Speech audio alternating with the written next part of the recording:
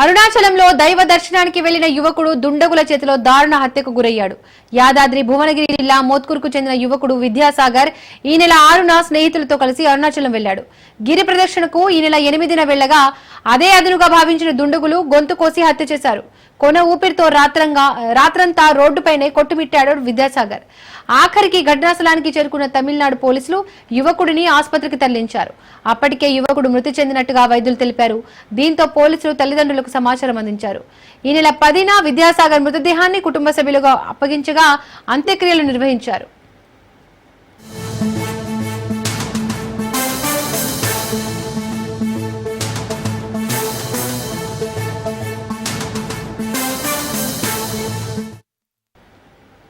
విద్యాసాగర్ తండ్రి హైదరాబాద్ అసెంబ్లీ ప్రాంగణంలో విధులు నిర్వహిస్తున్నాడు.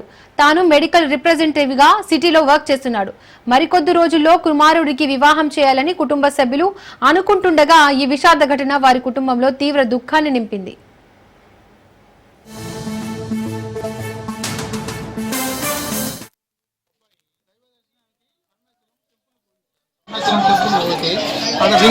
రింగ్ ప్రదర్శన ఉంటుంది. రింగ్ ప్రదర్శన చేస్తున్న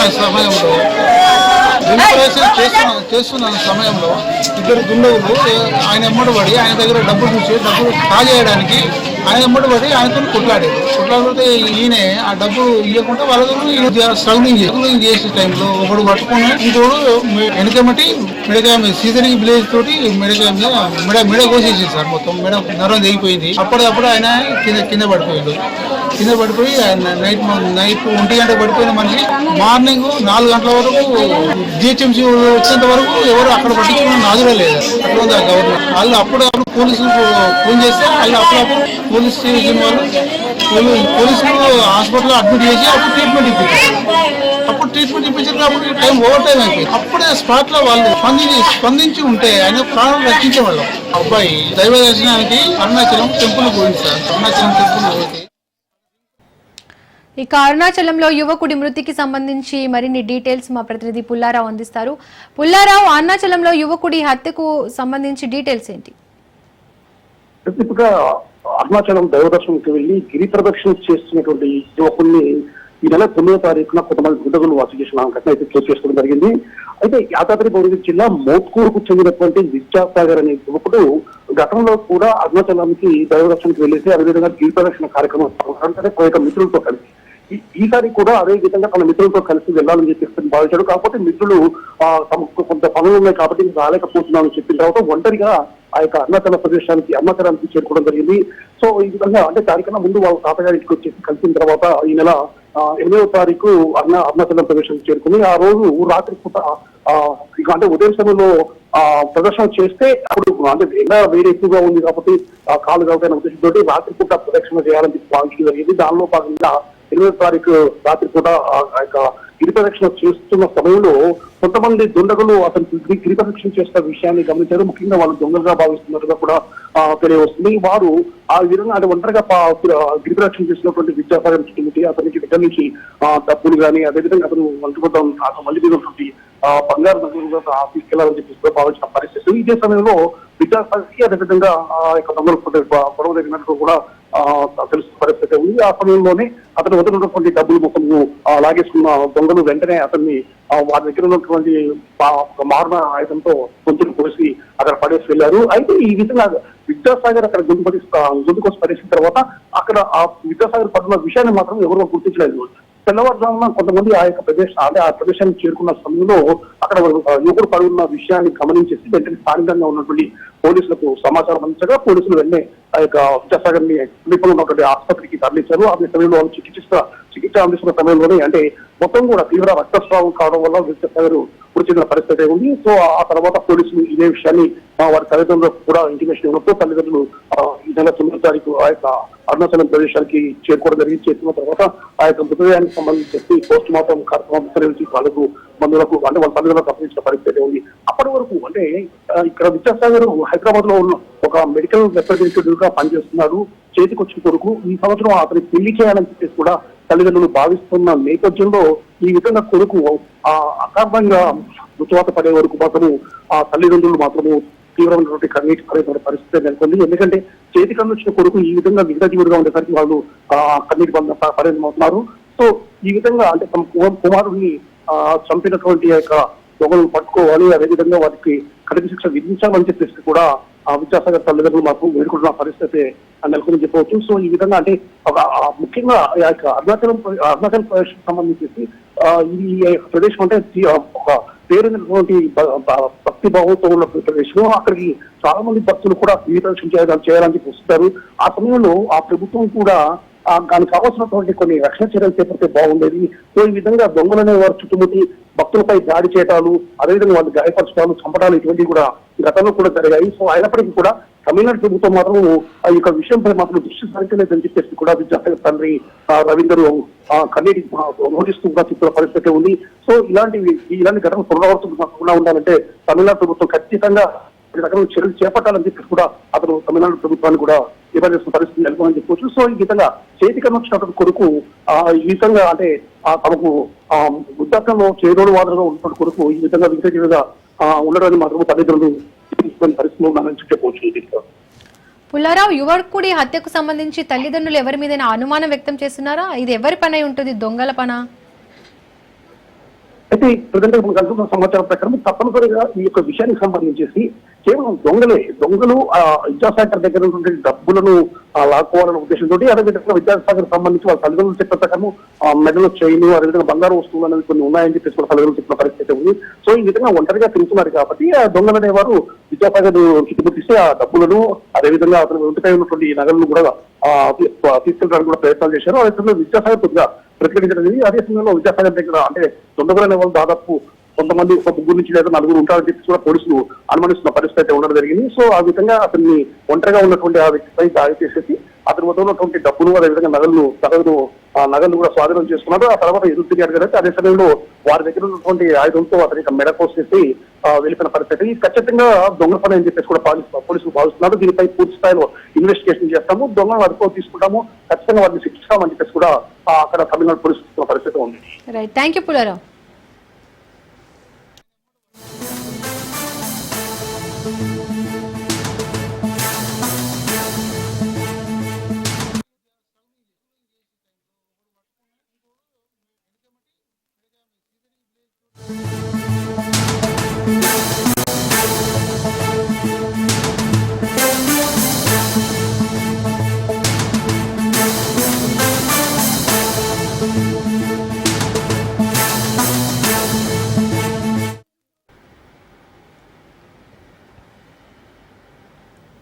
తిరుపతి చంద్రగిరిలో ఉద్యోగుల బదిలీలో భారీగా ముడుపులు అప్పజెప్పారని తెలుస్తోంది. ఓ ఏఎన్ఎం బదిలీకి ₹1,00,000 డిమాండ్ చేసినట్లు ఆరోపణలు వినిపిస్తున్నాయి. ఏఎన్ఎం అన్నపూర్ణ కలెక్టర్ కు ఫిర్యాదు చేశారు. టీడీపీ నేతల ఒత్తిడితో తనని ఇబ్బంది పెడుతున్నారని అన్నపూర్ణ చెబుతున్నారు.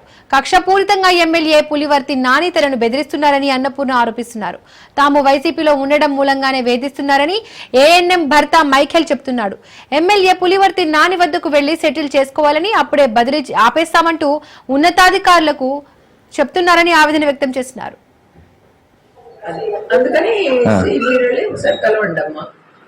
సరే, కలెక్టర్ నన్ను కలుద్దాం. రండి madam. Good evening madam. Good evening madam. నేను state general secretary, mrs ANM Annapurna ANM Mettapalem Sachivalayam. ఏదో జూమ్ మీటింగ్ లో మీరు అర్జెంట్ గా రమ్మన్నారంట.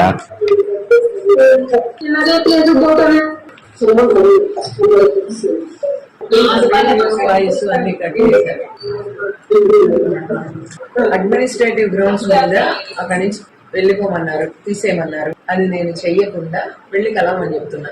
ఎవరిని మేడం? పులివర్తి నాని గారినండి. దీనికి దానికి సంబంధం ఏంటి మేడం? ఆయన అడ్మినిస్ట్రేటివ్ గ్రౌండ్స్ మీద ఏమైనా కుప్పంకి ఏమన్నారండి నన్ను. సో నేను వెయ్యలేదు. ఓకే, నేను వెయ్యలేదు. ట్రాన్స్ఫర్స్ ఈమె పేరు రాగానే నాకు గుర్తుకొచ్చింది. అందుకని అది ఇన్సిడెంట్ ఆల్రెడీ అయిపోయింది మేడం. ఆ ఇన్సిడెంట్ ఆల్రెడీ అయిపోయింది. నాకు నిన్న చెప్పారండి. నిన్న చెప్పారు. ఇప్పుడు కూడా కౌన్సిలింగ్ బిగిన్ అవ్వగానే కూడా చెప్పారు. అది అందుకని మీరు వెళ్ళి ఒకసారి కలవండి అమ్మా. సరే, కలెక్టర్ నన్ను కలుద్దాం. రండి మేడం. Good evening madam. 67 నెంబర్కి అర్హురాలని. నా భర్త ఎక్కడ సరౌండింగ్స్ లో పనిచేస్తున్నారో అక్కడ 40 కిలోమీటర్ల దూరంలో నాకు లోపల నా పోస్ట్ నాకు ఇవ్వాలి. నేను పెట్టిన 5 ఆప్షన్స్ లో ఒక ఆప్షన్ సి మల్లవరం ఉంది, అది ఇవ్వాలనుకుంటే ఆమె లేదు నిన్ను కుప్పానికి వేస్తాను, కుప్పంకి నన్ను నాని వేయమని చెప్పినాడు అని చెప్పి ఆమె నన్ను దగ్గరికి పిలిచి కుప్పానికి వేస్తానని చెప్పినారు. కాబట్టి నువ్వు నాని దగ్గరికి వెళ్ళి ₹1,00,000 ఇచ్చేసి ఆయన కాళ్ళు పట్టుకు వేస్తానని చెప్పినారు. ఇదంతా జరిగింది నేను లైంగిక వేధింపుల వల్ల అతని మీద కంప్లైంట్, గుణశేఖర్ నాయుడు మీద కంప్లైంట్ ఇచ్చిన వల్ల తెలుగుదేశం పార్టీ నాయకులందరూ కలుసుకొని నన్ను కుప్పానికి మార్పించాలని కుట్రలు పన్నుతా ఉన్నారు. నా భార్య డాక్టర్ అన్నపూర్ణ మిట్టపాలెం సచివాలయం తమరగిరి మండలంలో ఏఎన్ఎం గా పనిచేస్తా ఉంది. నిన్న 9 గంటల నుంచి వాళ్ళకి ట్రాన్స్ఫర్ విషయమై జూమ్ మీటింగ్ ద్వారా కౌన్సిలింగ్ జరుగుతా ఉంది. మా భార్య సీరియల్ నెంబర్ వచ్చి 67. 9 గంటలకు ప్రారంభమైంది. 3:25 మా భార్య సీరియల్ వచ్చే కొద్దికి డిఎంఎన్హెచ్ఓ చిత్తూరు మేడం గారు సుధారాణి గారు, అమ్మ నీకు పోస్టింగ్ ఏమి ఇవ్వడం లేదు, ఇమీడియట్ గా 1 అవర్ లోపల వచ్చి నన్ను కలవాలా అని చెప్పి అన్నారు. మా భార్య నాకు ఆ విషయం, నేను మా భార్య ఇమీడియట్ గా 1 అవర్ కంతా మేము చిత్తూరుకి వెళ్ళిపోయినాము. మేడం గారిని పోయి కలిసాము. కలిస్తే మేడం గారు ఏమన్నారంటే మీకు పోస్టింగ్ ఇవ్వడం లేదమ్మా, పులివర్తి నాని గారు మీ యొక్క ఎమ్మెల్యే నేను అడ్మినిస్ట్రేషన్ గ్రౌండ్స్ కింద కుప్పానికి మార్చమని చెప్పినారు.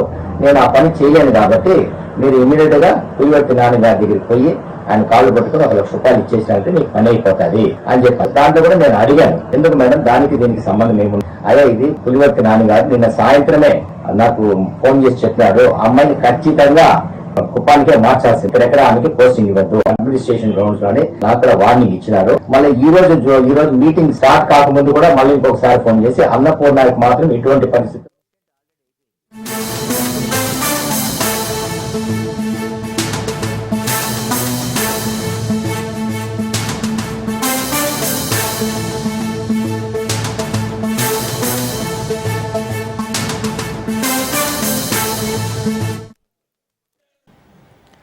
శ్రీకాళహస్తి యువకుడు శ్రీనివాసులు అలియాస్ రాయుడు హత్య కేసు మిస్టరీపై దర్యాప్తు కొనసాగుతోంది.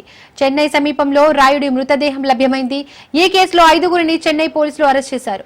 నిందితుల్లో శ్రీకాళహస్తి నియోజకవర్గం జనసేన పార్టీ ఇన్ఛార్జి వినుత కోట, ఆమె భర్త చంద్రబాబుతో పాటుగా మరో 3గురిని పోలీసులు అదుపులోకి తీసుకున్నారు.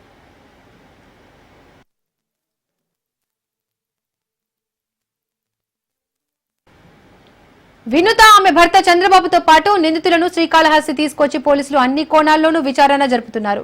శ్రీనివాసులు అలియాస్ రాయుడు గతంలో వినుత వద్ద కారు డ్రైవర్ గా, పిఏగా కూడా పనిచేశాడు. 2 వారాల కిందటే అతన్ని ఆమె విధుల నుండి తొలగించారు.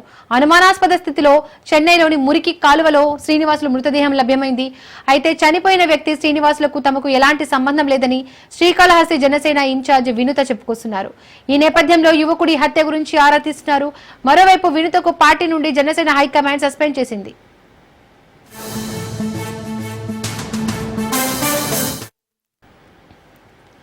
వినుత సస్పెన్షన్ పై తిరుపతి ఎమ్మెల్యే స్పందించారు. నెల రోజుల నుండి పార్టీ విధి విధానాలకు వ్యతిరేకంగా వ్యవహరిస్తోందన్నారు. చెన్నై హత్య కేసుపై అభియోగం రావడంతో పార్టీ నుండి శ్రీకాళహస్తి నియోజకవర్గ ఇన్ఛార్జ్ నుండి తొలగించారన్నారు. పార్టీ విధి విధానాలకు వ్యతిరేకంగా వ్యవహరిస్తే చర్యలు తీసుకోవడం జరుగుతోందన్నారు. హత్య కేసులో అభియోగం రావడంతో హైకమాండ్ ఆదేశాల మేరకు పార్టీ నుండి బహిష్కరించామన్నారు.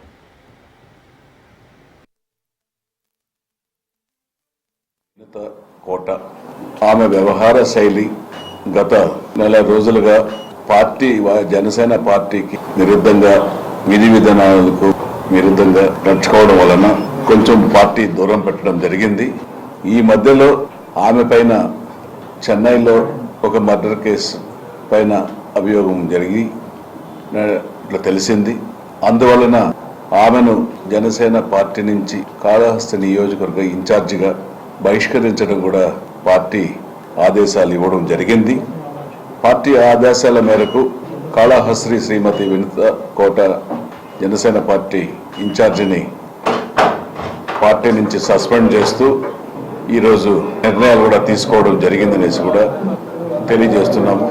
జనసేన పార్టీలో క్రమశిక్షణకు ఎవరైనా సరే పార్టీ విధి విధానాలకు విరుద్ధంగా నడుచుకుంటే ఖచ్చితంగా పార్టీ నుంచి బహిష్కరించే సూచనలు మన నాయకులు పవన్ కళ్యాణ్ గారు కూడా క్లియర్గా సూచించడం జరిగింది. వినుత కోట అహ్మదాబాద్ విమాన ప్రమాదంపై ఏఏఐబీ ఇచ్చిన నివేదిక ప్రకారం పౌర విమానయాన శాఖ మంత్రి రామ్మోహన్ నాయుడు స్పందించారు. విమాన ప్రమాదంపై అప్పుడే ఒక నిర్ణయానికి రావొద్దని, తుది నివేదిక వచ్చే వరకు వేచి చూడాలని సూచించారు. ప్రపంచంలోనే అత్యంత ప్రతిభ కలిగిన పైలట్లు, సిబ్బంది భారత్లో ఉన్నట్లు చెప్పారు. వారు పౌర విమానయానానికి వెన్నెముక లాంటి వారని గుర్తు చేశారు. ఇలాంటి సమయంలో ఎలాంటి నిర్ధారణకు రాకుండా తుది నివేదిక కోసం వేచి చూద్దామని వెల్లడించారు. ఈ కేసులో ఎన్నో టెక్నికల్ అంశాలు ఇమిడి ఉన్నాయన్నారు. అందుకే ఈ నివేదికపై ఇప్పుడే మాట్లాడడం తొందరపాటు అవుతుందని రామ్మోహన్ నాయుడు వెల్లడించారు.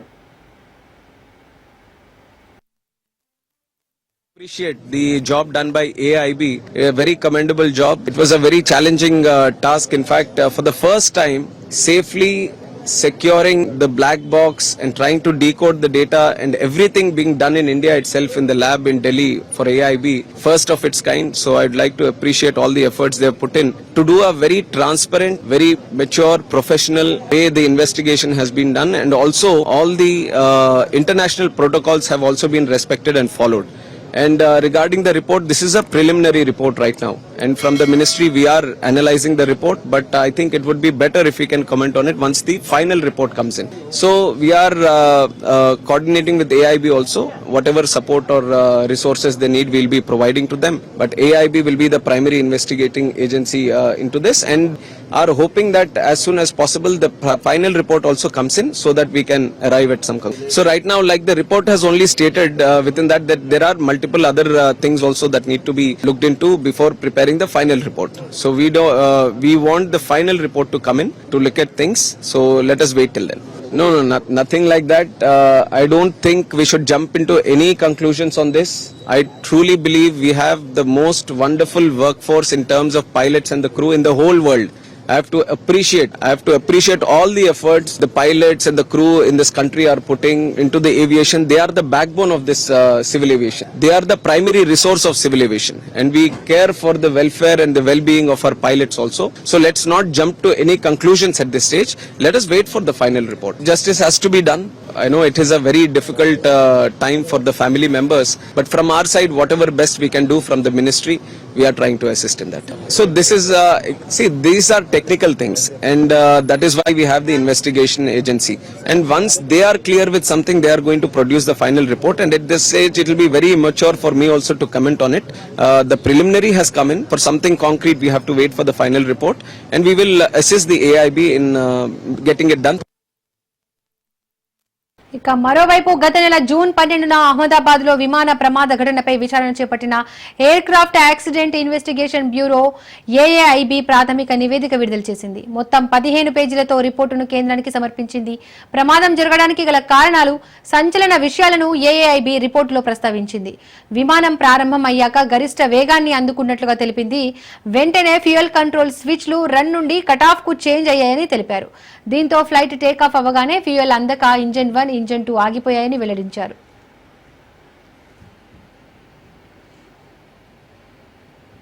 ఓ పైలట్ ఇంజన్లను ఎందుకు ఆఫ్ చేశారని మరో పైలట్ ప్రశ్నించాడని, అతడు తాను స్విచ్ ఆఫ్ చేయలేదని సమాధానం ఇచ్చినట్లు కాక్పిట్ లో రికార్డ్ అయిందని నివేదికలు తెలిపారు. అవే పైలట్ల ఆఖరి మాటలని, ఆ తర్వాత పైలట్ నుండి మేడే కాల్ వచ్చినట్లుగా రిపోర్టులో వెల్లడించింది. టేకాఫ్ అయిన వెంటనే విమాన ర్యాట్ బయటకు వచ్చిందని, 2 ఇంజన్ల స్విచ్లను రన్ లో తిరిగి ఉంచారని తెలిపారు. దీంతో ఇంజన్ 1 లో రిలైటింగ్ ప్రక్రియ విజయవంతమైందని, ఇంజన్ 2 స్టార్ట్ అయినా పవర్ అందుకోలేదని, మధ్యాహ్నం సరిగ్గా 1 గంట 39 నిమిషాలకు పైలట్ మేడే కాల్ ఇచ్చారని చెప్పింది. అందుకు ఎయిర్ క్రాఫ్ట్ కంట్రోల్ కూడా రెస్పాండ్ అయినా పైలట్ల నుండి రెస్పాన్స్ రాలేదని వెల్లడించారు. ఎయిర్ క్రాఫ్ట్ కాంపౌండ్ దాటే ముందు విమానం కూలిందని, సీసీ ఫుటేజీలో విమానాన్ని పక్షి ఢీకొన్న ఆనవాళ్లు లేవని ఏఐబీ ఇచ్చిన ప్రాథమిక రిపోర్టులో వెల్లడించింది.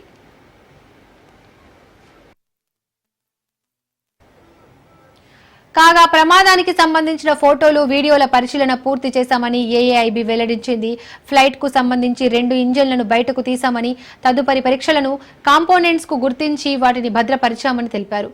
ప్రమాదానికి ముందు ఇంధనం, బరువు సైతం పరిమితుల్లోనే ఉన్నాయని, విమానంలో ప్రమాదకరమైన వస్తువులు ఏమీ లేవని ఏఐబీ ఇచ్చిన రిపోర్టులో స్పష్టం చేసింది.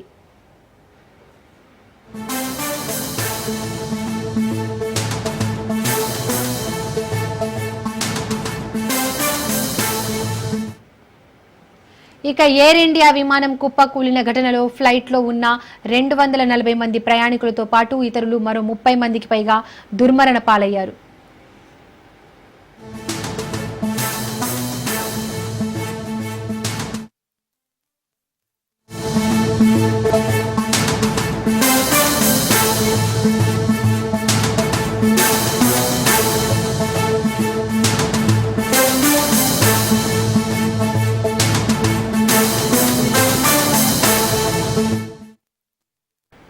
డీలిమిటేషన్ పై కేంద్ర హోంమంత్రి అమిత్ షా కీలక వ్యాఖ్యలు చేశారు. దక్షిణాది రాష్ట్రాలకు ఎలాంటి అన్యాయం జరగదన్నారు. దక్షిణాది రాష్ట్రాల ఆందోళనను పరిగణలోకి తీసుకుంటామన్న అమిత్ షా ఆయా రాష్ట్రాల అభ్యంతరాలు సమస్యలను పరిష్కరిస్తామని చెప్పారు. తమిళనాడు అసెంబ్లీ ఎన్నికలు ఉండడంతోనే కొందరు విమర్శలు చేస్తున్నారని, కానీ డీలిమిటేషన్ పై పార్లమెంట్లో చర్చించాకే చట్టం తెస్తామన్నారు.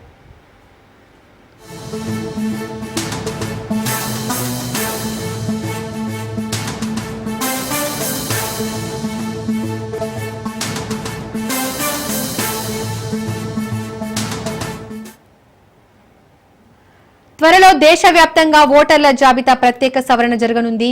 ఆగస్టులో ప్రారంభించేందుకు కేంద్ర ఎన్నికల సంఘం సన్నాహాలు చేస్తోంది. ప్రత్యేక సవరణకు గ్రీన్ సిగ్నల్ ఇస్తూనే సుప్రీంకోర్టు ఈసీకి కొన్ని సూచనలు చేసింది. బీహార్ తర్వాత అసెంబ్లీ ఎన్నికలు జరిగే బెంగాల్, తమిళనాడులో ఇదే ప్రక్రియ కొనసాగించే అవకాశం ఉంది. అతి త్వరలోనే ఈసీ పూర్తిస్థాయి షెడ్యూల్ విడుదల చేసే అవకాశం ఉంది.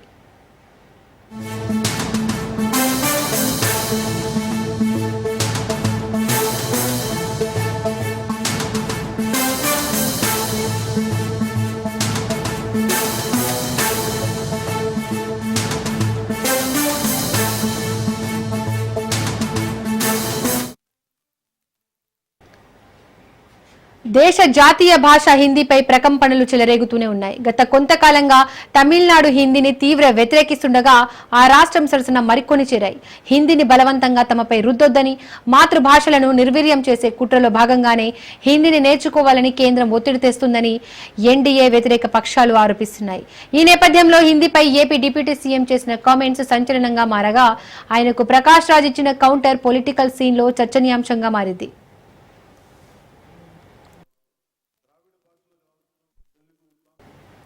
హైదరాబాద్ లో నిర్వహించిన హిందీ దివాస్ కార్యక్రమంలో జనసేన అధినేత ఏపీ డిప్యూటీ సీఎం పాల్గొన్నారు. హిందీ దివాస్ శుభాకాంక్షలు తెలిపిన ఆయన హిందీని ప్రేమిద్దాం, మనదిగా భావిద్దాం అన్నారు. మన దేశంలో వివిధ సంస్కృతులు ఉంటాయని, అందరినీ హిందీ ఒక కామన్ భాషగా కలుపుతుందన్నారు. విదేశీయులు మన భాష నేర్చుకుంటారన్న పవన్, మనం హిందీ అంటే ఎందుకు భయపడాలి అని ప్రశ్నించారు. హిందీ జబర్దస్త్ వస్తువు ఏమీ కాదని, జర్మనీ, ఇతర భాషలు నేర్చుకుంటున్నాం, కానీ హిందీతో రాజకీయాలు చేస్తున్నారని మండిపడ్డారు. హిందీ మనది అనడంలో సిగ్గు ఎందుకు అని నిలదీశారు. హిందీని ప్రేమిద్దాం, మనదిగా భావిద్దాం అంటూ పవన్ కళ్యాణ్ పిలుపునిచ్చారు. మాతృభాష అమ్మ అయితే పెద్దమ్మ భాష హిందీ అవుతుందన్నారు. రాష్ట్ర భాష మటుకు హిందీ. ఇంట్లో మాట్లాడుకోవడానికి మాతృభాష ఉంది, కానీ మన ఇంటి సరిహద్దులు దాటితే మనకి రాజభాష హిందీ. ప్రపంచం మొత్తం విడిపోవడానికి కారణాలు వెతుక్కుంటాం, కానీ మన దేశం మొత్తం ఈ రోజున కలవడానికి, ఏకం కావడానికి ఈ రోజున మన రాష్ట్ర భాషని వెతుక్కుంటాం, అది హిందీ. నేను అలాంటి రాష్ట్ర భాష హిందీని నేను స్వాగతిస్తాను. ద్రావిడ భాషలు కావచ్చు, తెలుగు, తమిళ్, కన్నడ, మలయాళం, ఏ భాషలు కావచ్చు, దేశంలోని అన్ని భాషలు కావచ్చు, మన మాతృభాష మీద మన గౌరవం ఉంటుంది. మన మాతృభాష అమ్మ అయితే, మన అమ్మ భాష అయితే దాని మన పెద్దమ్మ భాష. విద్య, వైద్యం, వ్యాపారం, ఉపాధి, వీటన్నిటికీ అన్ని భాషలు, వీటి కోసం అన్ని భాషలు, మాండలికాలు, గోడలను ఛేదించుకొని వెళ్ళిపోతాం వీటి అవసరం కోసం. ఇలాంటి సమయంలో హిందీ వద్దనుకోవటం, హిందీని వ్యతిరేకించటం రాబోయే తరాల అభివృద్ధిని పరిమితం చేసేది. కలవడం అంటే, మన హిందీని నేర్చుకోవడం అంటే మన ఉనికిని కోల్పోవడం, మనం మరింత బలం చేకూర్చు. ఇంకొక భాషను అంగీకరించడం అంటే మనం ఓడిపోవడం కాదు, కలిసి ప్రయాణించడం.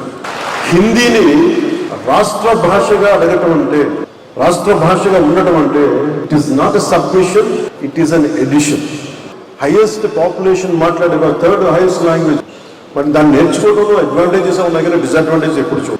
ఉర్దూని యాక్సెప్ట్ చేసి, పర్షియన్ యాక్సెప్ట్ చేసి, ఉర్దూని యాక్సెప్ట్ చేసి హిందీని మీరు వాళ్ళు రుద్దుతున్నారనేది చాలా చాలా అవివేకం.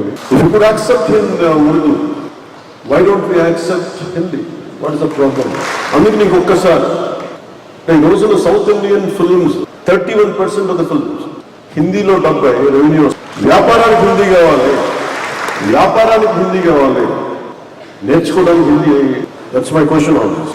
అందుకని నేను మనస్ఫూర్తిగా 2000 ఎప్పుడో ఒక సినిమా చేసినప్పుడు, ఖుషియన్ సినిమా చేసినప్పుడు, that is my commitment to my రాష్ట్ర భాష, నా భాష ఇది, నా హిందీ.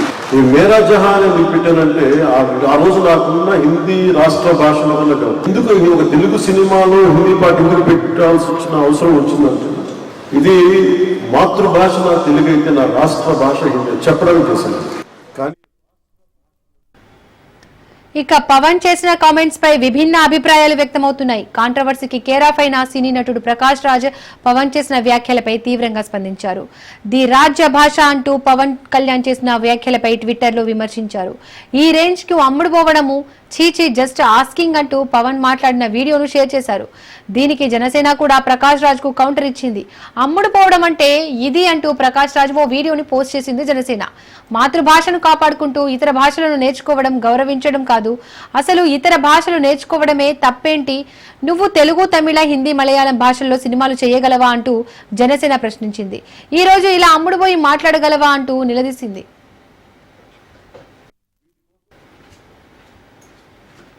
మరోవైపు దక్షిణ భారతదేశంలోని తమిళనాడులో హిందీ అంటేనే ఒప్పుకోవడం లేదు.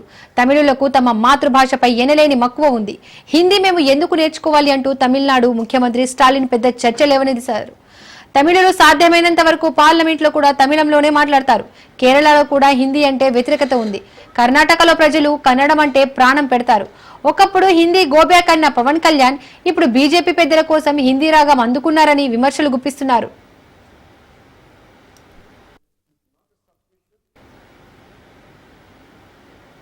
రైట్. సంగారెడ్డి జిల్లా జహీరాబాద్ లో సన్రోహి సూపర్ స్పెషాలిటీ ఆసుపత్రి రోగులకు మెరుగైన వైద్య సేవలు అందిస్తోంది.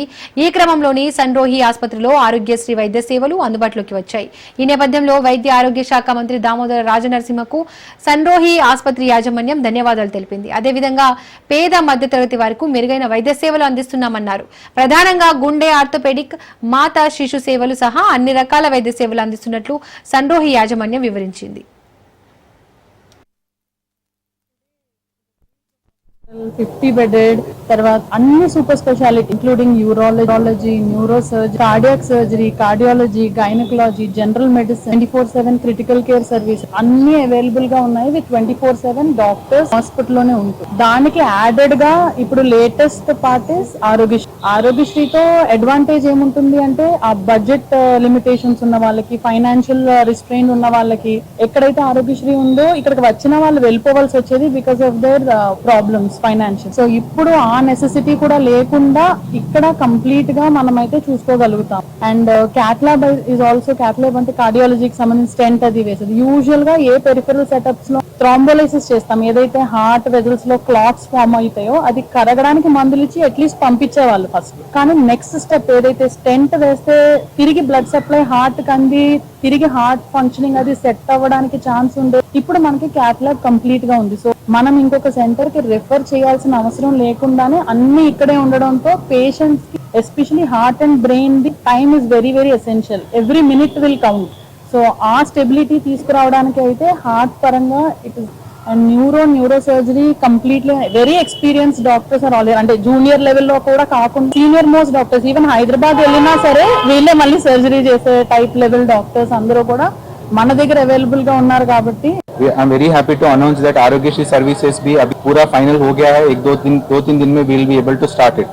आरोग्यश्री सर्विसेज जो लोगों को है कार्ड से, they will be able to utilise the services all specialities across majority of the specialities.